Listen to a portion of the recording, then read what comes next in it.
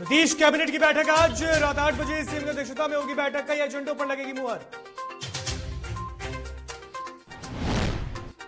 बिहार विधानसभा उपचुनाव की 2 सीटों के लिए उम्मीदवारों का आज होगा ऐलान। एनडीए के नेता करेंगे साझा प्रेस कॉन्फ्रेंस। जदयू खाते में दोनों सीटों के जाने की उम्मीद।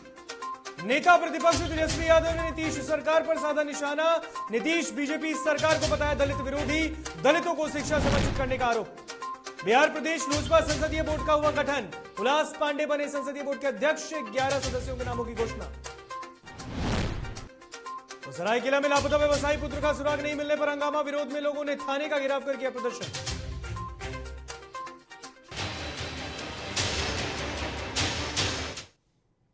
नमस्कार, आप देख रहे हैं डीटीवी भारत और मैं हूं आपके साथ ऋतिक।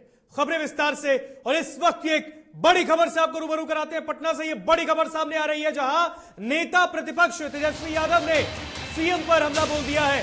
सरकार पर तेजस्वी का एक बार फिर वार। तेजस्वी यादव ने सरकार पर बोला हमला।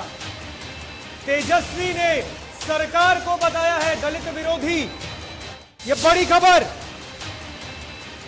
बड़ी खबर। तेजस्वी यादव ने ट्वीट कर निशाना साधा है सरकार पर। नेता प्रतिपक्ष तेजस्वी यादव ने एक बार फिर एनडीए सरकार को आड़े हाथों लिया है। मुख्यमंत्री पर हमला बोला है और उन्होंने कहा है दलित विरोधी है ये मौजूदा सरकार। तो तेजस्वी ने इस सरकार पर एक बार फिर हमला किया है। बिहार के नेता प्रतिपक्ष तेजस्वी यादव ने एक बार फिर एनडीए सरकार को निशाना बनाया। उन्होंने एनडीए सरकार को डबल इंजन की सरकार बताते हुए उसे दलित विरोधी करार दिया है।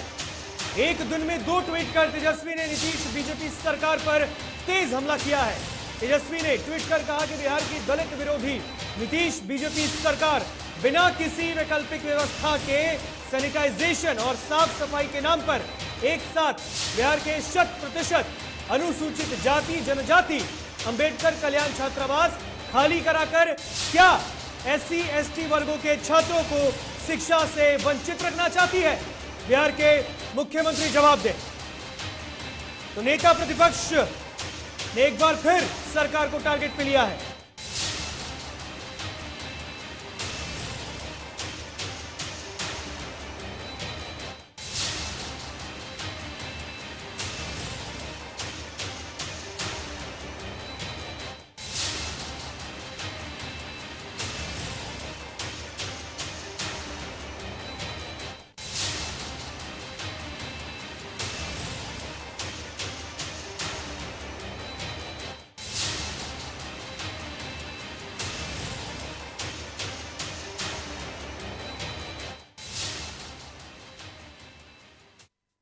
इस वक्त एक और बड़ी खबर से रूबरू कराते हैं आपको। पटना में थोड़ी देर में एनडीए की एक साझा प्रेस कॉन्फ्रेंस होने वाली है। थोड़ी देर में एनडीए की प्रेस वार्ता। इस वक्त की बड़ी खबर, मंत्री विजय चौधरी, अशोक चौधरी इस पीसी में शामिल होने वाले हैं। थोड़ी देर में जेडीयू के अध्यक्ष ललन सिंह भी एनडीए के इस पीसी में शामिल होंगे, प्रेस कॉन्फ्रेंस में शामिल होंगे। विधानसभा उपचुनाव 2021 को लेकर एनडीए की यह बैठक आज बिहार की राजधानी पटना में। इस वक्त की बड़ी खबर, थोड़ी देर में एनडीए की प्रेस कॉन्फ्रेंस शुरू होने वाली है। इस वक्त की बड़ी खबर, बिहार सरकार के मंत्री विजय चौधरी, अशोक चौधरी इस बैठक में सम्मिलित होने वाले हैं। इसके साथ साथ जनता दल यूनाइटेड के राष्ट्रीय अध्यक्ष ललन सिंह भी इसमें शामिल होंगे। बिहार विधानसभा के उपचुनाव के 2 सीटों के लिए आज ऐलान होने वाले हैं नामों के। एनडीए इसको लेकर एक साझा प्रेस कॉन्फ्रेंस कर रही है और इस पर आज नामों का ऐलान होने वाला है कि उन 2 सीटों पर कौन कौन चुनाव लड़ेगा। मंत्री विजय चौधरी, अशोक चौधरी इस प्रेस कॉन्फ्रेंस में शामिल होने वाले हैं। जेडीयू के अध्यक्ष ललन सिंह भी, आप देख सकते हैं तस्वीरों में, राजधानी पटना से यह तस्वीर बीटीवी भारत आपको दिखा रहा है। बिहार विधानसभा उपचुनाव को लेकर एनडीए की ये संयुक्त पीसी। और इस पर बात करने के लिए हमारे साथ हमारे सहयोगी अविनाश जुड़ चुके हैं। अविनाश, एनडीए की संयुक्त पीसी होने वाली है थोड़ी देर में, दोनों सीटों के लिए नामों का ऐलान होने वाला है, क्या कुछ स्थितियां?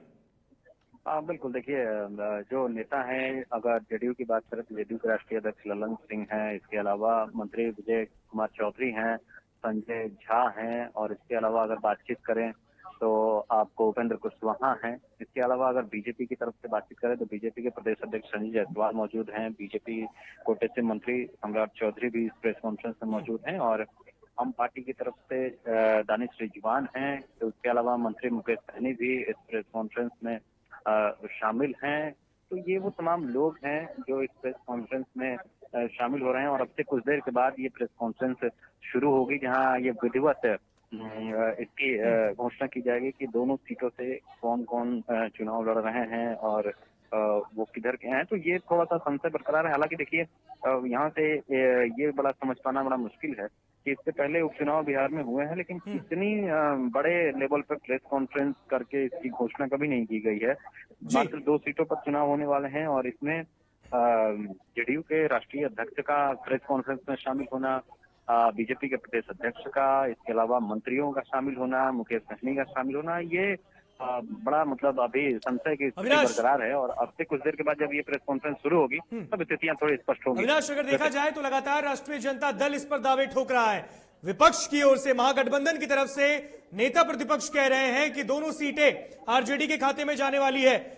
बिहार में अभी नंबर 1 की पार्टी है राष्ट्रीय जनता दल। कितना मुश्किल होने वाला उपचुनाव एनडीए के लिए? देखिए, बिल्कुल जिस तरीके से विपक्ष दावा कर रही है दोनों सीटें जीतने का, इधर एनडीए दोनों सीटें जीतने का दावा कर रही है। लेकिन देखिए, बहुत मुश्किल और बहुत आसान किसी के लिए कह देना ये जल्दबाजी होगी, क्योंकि उपचुनाव में देखिए कभी भी उपचुनाव आम चुनावों की तरह नहीं होते हैं। उपचुनाव में एक तो सिंपैथी वोट का असर होता है और जो नेता होते हैं तो बहुत ज्यादा उम्मीद इसकी लगा के रखना कि बहुत ज्यादा फेरबदल हो जाएगा, बहुत ज्यादा उलटफेर हो जाएगा, ऐसी संभावनाएं बहुत कम दिखती हैं पहले के अगर उपचुनाव के रिजल्ट या उन परिस्थितियों को देखा जाए तो। हालांकि इस बार का परिणाम थोड़ा सा अलग है। जो तारापुर की सीट है, जहां से मंत्री मेवालाल चौधरी, पूर्व मंत्री जो जिनका निधन हो गया, उनके बेटे की उम्मीद थी, लेकिन उनके बेटे फिलहाल चुनाव लड़ने की ऐसी कोई खबर निकल कर नहीं आ रही है। और दूसरी तरफ जो सीट थी उस पर भी जेडीयू अपना दावा करती रही है, लेकिन अब से कुछ देर के बाद दावेदारियां चल रही हैं। बिल्कुल अविनाश, बिल्कुल। तमाम जानकारी के लिए बहुत बहुत शुक्रिया आपका। इस खबर पर नजर बनाए रखें, आगे भी आपसे हम इस पर जानकारी लेंगे। तो थोड़ी देर में पटना में आज एनडीए की प्रेस कॉन्फ्रेंस होने वाली है। बिहार विधानसभा के उपचुनाव के लिए जो 2 सीटें हैं, तारापुर, मुंगेर का तारापुर और दरभंगा का कुशेश्वर स्थान, इन दोनों सीटों के लिए आज नामों के ऐलान होने वाले हैं एनडीए की तरफ से। पटना के दीघा जनार्दन घाट पर प्रधानमंत्री मोदी के 71वें जन्मदिन के सिलसिले में जन सेवा समर्पण अभियान के तहत मत्स्य जीवी प्रकोष्ठ के माध्यम से निषाद समुदाय के द्वारा कार्यक्रम किया गया, जिसमें प्रधानमंत्री मोदी को निषाद समाज के मछुआरे लोग 71 नाव से सम्मानित करने वाले हैं। इस कार्यक्रम में मुख्य अतिथि के रूप में केंद्रीय मंत्री महेंद्रनाथ पांडे, बिहार सरकार में पथ निर्माण मंत्री नितिन नवीन और बीजेपी के प्रदेश अध्यक्ष संजय जायसवाल शामिल रहे। देखिए, यह माननीय प्रधानमंत्री जी का जन्मदिन जो है 20 कार्यकाल जो माननीय मुख्यमंत्री रहे, प्रधानमंत्री रहे, उस अवसर पर इनका 20 दिन का कार्यक्रम था। उस कार्यक्रम के तहत हम लोग निषाद समाज आज 1 तारीख को पूरे प्रदेश में आपको निषाद समाज जो है माननीय प्रधानमंत्री जी का जन्मदिन मना रहा है। माननीय प्रधानमंत्री जी का जन्मदिन इस अवसर पर मना रहा है कि जब से माननीय प्रधानमंत्री जी बने हैं वह निषाद समाज के लिए कई नियम कानून बनाए हैं, जिसे उसे निषाद समाज को लाभ मिला है और पूरे निषाद समाज जो है उनका जन्मदिन जो है उत्सव के रूप में मना रहा है। बिहार के 34 जिलों के 48 प्रखंडों में पंचायत चुनाव के दूसरे चरण की मतगणना है और ऐसे में हम आपको सूबे के 4 अलग अलग जिलों की तस्वीरें दिखा रहे हैं, जिनमें भागलपुर, वैशाली, कैमूर और गोपालगंज शामिल हैं, जहां तस्वीरों में आप देख सकते हैं कि मतगणना केंद्रों पर मतों की गिनती की जा रही है। तो 4 अलग अलग जगहों की तस्वीरें, कैमूर, गोपालगंज, वैशाली और भागलपुर की ये तस्वीर।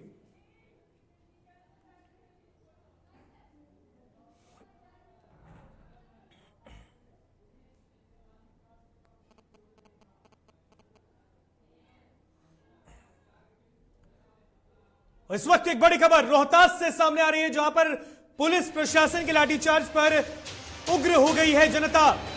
इस वक्त की बड़ी खबर रोहतास से आ रही है, जहां समर्थक पर पुलिस ने लाठीचार्ज किया है।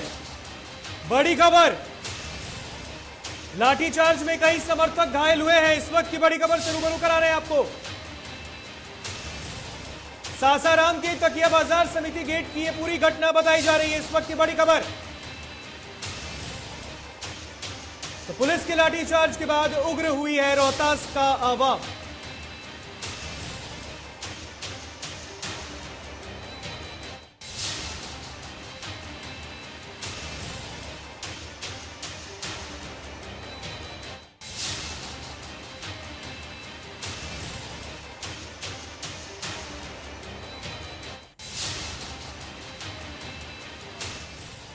तो ये बड़ी खबर रोहतास से, जहां पुलिस के लाठीचार्ज के बाद उग्र हो गई है जनता, आवाम उग्र हो चुकी है लाठीचार्ज की वजह से। रोहतास में समर्थक पर पुलिस ने लाठीचार्ज किया था, जिसके बाद आवाम उग्र हो गई है। इस वक्त की बड़ी खबर, लाठीचार्ज में कई समर्थक घायल हुए हैं। यह बड़ी खबर।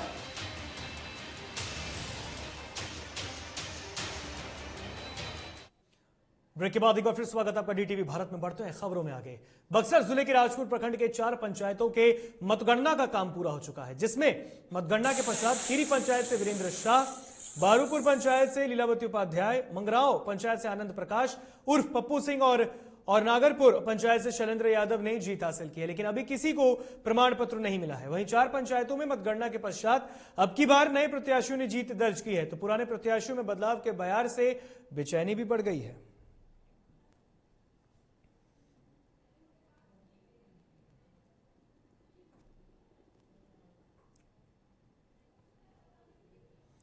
सुपौल के बीएसएस कॉलेज प्रांगण में मतगणना का कार्य जारी है। सुबह से इसको लेकर कवायदे भी शुरू हो चुकी है। मतगणना को लेकर बीएसएस कॉलेज में सुरक्षा की चाक चौबंद व्यवस्था की गई। तो वहीं विभिन्न उम्मीदवारों के समर्थक ग्राउंड के बाहर बड़ी संख्या में इकट्ठा हैं।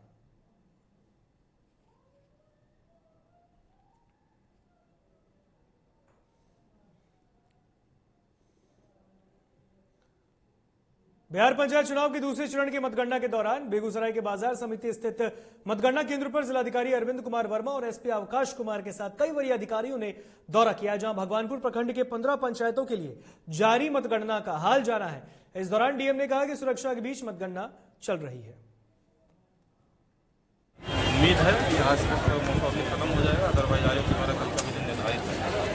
लेकिन शुरुआत जब की जाती है तो पहले ही 2 राउंड में समय लगता है सिस्टम से जोड़ने में। क्योंकि बारिश भी कल हो गई थी बहुत ज़्यादा, तो इसका जो पाथवे है ईवीएम वो सब ले आने का, उसमें बहुत कीचड़ हो गया था। हालांकि हमारी टीम ने रात भर काम किया उसमें, तो उसको चलने के लायक बनाया है। इसी वजह से थोड़ा सा विलम्ब हुआ था बारिश में। सब ठीक हो गया है, पाथवे भी ठीक हो गया है। और कटिहार जिले में दूसरे चरण की मतगणना सुबह से जारी है, जहां कुछ मुखिया प्रत्याशियों ने अपनी जीत का स्वाद चखा, तो वहीं कुछ को हार का मुंह देखना पड़ा। वहीं अब भी कुछ लोगों के भाग्य का फैसला होना है। बाकी लगातार मतगणना जारी है। बता दें कि डंडाखोरा प्रखंड से निरंजन मंडल ने जीत दर्ज की है, तो वहीं हसनगंज प्रखंड से सागर यादव मुखिया बने हैं। क्या पद मिला है, क्या प्राथमिकता होगी? प्राथमिकता जनता का सेवा करना है। जनता का जो काम होगा उसका हम लोग उसको कराने में सक्षम हैं और कराएंगे उसको। क्या कुछ सोच रखे हैं, क्या करवाना है? काम तो जो जनता का मान लीजिए कि जो सरकारी स्कीम के तहत, जो नियम कानून के तहत जो भी नियमानुसार सरकार देगा वो जनता का काम कराया जाएगा। किस पंचायत से जीते हैं? सौरिया पंचायत। क्या नाम हुआ? जनता का हित में जो काम आवेगा वो जनता के लिए किया जाएगा।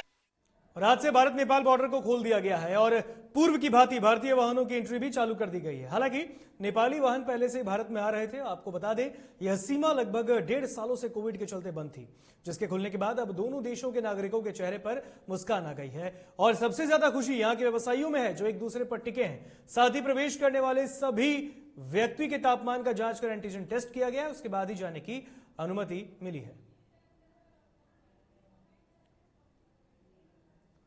मुख्यमंत्री की हर घर नल जल का ड्रीम योजना मोकामा के ग्रामीण इलाकों में सुपर फ्लॉप साबित है। इस प्रखंड की मेकरा पंचायत के वार्ड नंबर 3 में लोगों को आज तक नल का जल मुहैया नहीं हुआ। लोगों को कुएं का ही गंदा पानी पीने पर मजबूर होना पड़ता है। आश्चर्य की बात तो यह है कि मोकामा प्रखंड के इस वार्ड के लोगों को पंडारक ब्लॉक के कुओं का ही आसरा रह गया है। वहां भी गंदा पानी ही नसीब होता है।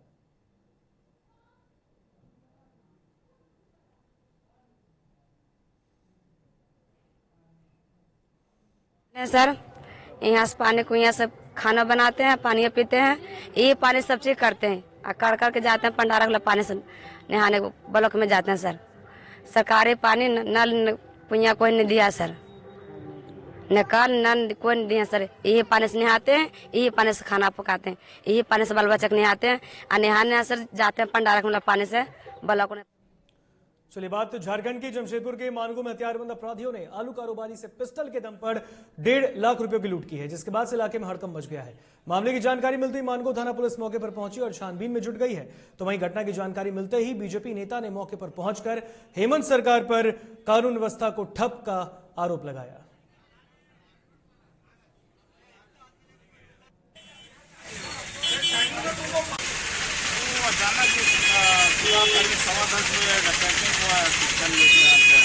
आप क्या दुकान में बैठे बैठे कितने लोग आए थे? तीन। क्या बोले? कुछ नहीं, बस अचानक गाड़ी करने लगा, वो बोला गोली मार देंगे। 10 बजे के आसपास सूचना मिली कि मोहम्मद गुलफान भाई के दुकान में डकैती हो गई है। 3 बंदूकधारी आकर पिस्टल सटाकर उनके गले से 1.5 लाख रुपया और उनका मोबाइल छीनकर।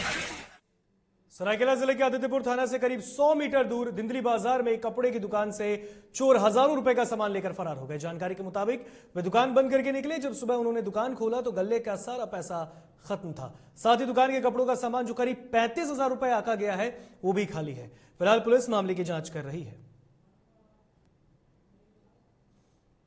यहां मुझे दीजिए इजाजत, देखते रहिए DTV भारत। नमस्कार।